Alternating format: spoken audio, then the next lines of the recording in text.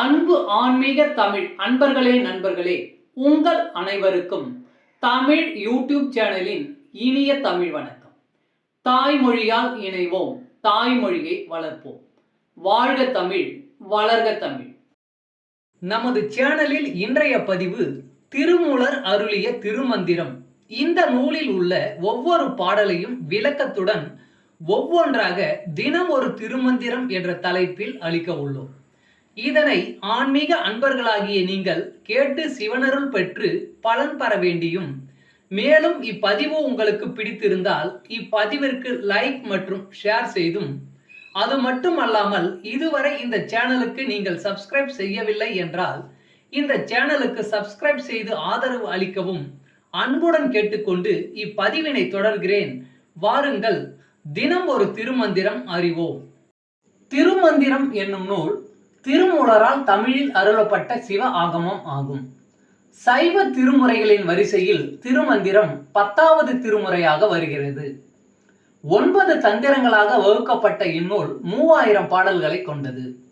திருமந்திரம் பக்தி பிரபாவத்தில் ஆரம்பித்தாலும் அடுத்து உபதேசம், தத்துவம், யோகம், தியானம், சக்கரம், ஞானம் என்று பல விஷயங்களை பற்றி பேசுகிறது.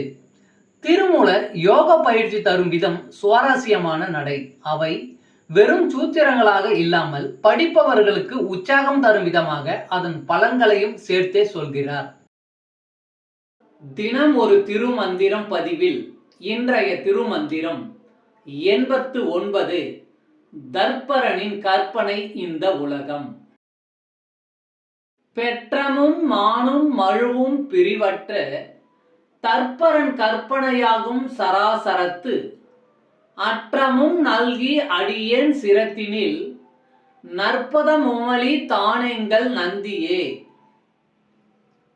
பெற்றமும் மானும் மழுவும் பிரிவற்ற தற்பரன் கற்பனையாகும் சராசரத்து அற்றமும் நல்கி அடியேன் சிரத்தினில் நற்பதமுமலி தானெங்கள் நந்தியே.